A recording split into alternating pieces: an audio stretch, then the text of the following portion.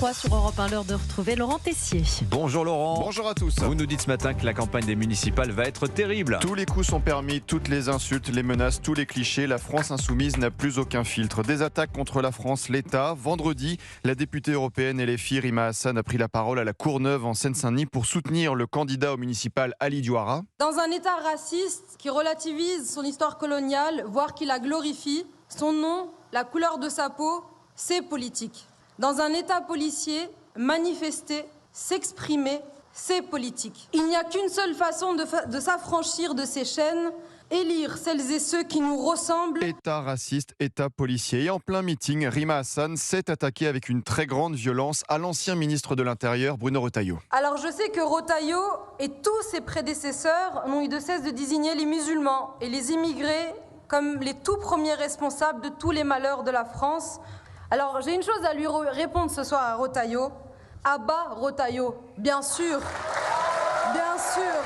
Abat Retailleau, un appel à la haine en plein meeting sous les applaudissements. Aucune réaction tout le week-end dans l'espace médiatique. Ça passe, personne n'a réagi et dénoncé. Des élus se permettent tout. Des attaques aussi chaque semaine contre nos policiers. Le député LFI Sébastien Delogu, candidat à la mairie de Marseille, était présent samedi à Villeneuve-d'Ascq pour soutenir Hugo Bernalicis au municipal. Je ne sais pas si vous avez entendu la dernière fois, mais j'ai pris la parole à l'Assemblée et j'ai expliqué qu'il y avait des kilos de cocaïne qui ont été commandés par l'État et qui avaient disparu et que l'argent était caché dans les commissariats. Le préfet des Bouches-du-Rhône a condamné hier après-midi les propos. Réaction aussi du ministre de l'Intérieur, Laurent Nunez. Total soutien à nos forces qui luttent sans relâche contre le narcotrafic, tout particulièrement à Marseille. Rien ne les intimidera. Fin de citation. Dans l'espace médiatique, vous avez aussi le festival de l'émission Quotidien sur TMC. Vendredi soir, l'un des chroniqueurs s'exprimait devant l'ancienne finaliste de la Star Academy, Ebony. Vous auriez pu gagner si vous aviez chanté un peu mieux.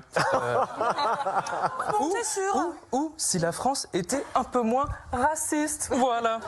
Vous avez subi une campagne de cyberharcèlement complètement gratos et violente qui m'a donné l'impression que la France était devenue un gros département du Var. Les habitants du Var apprécieront et le racisme anti-blanc vécu par l'autre finaliste Marine. Non, ça par exemple, ça n'a pas existé. Marine, victime, comme CNews l'avait rappelé, de racisme anti-blanc. Ce fléau qui touche, d'après les chiffres de l'INSEE, absolument personne.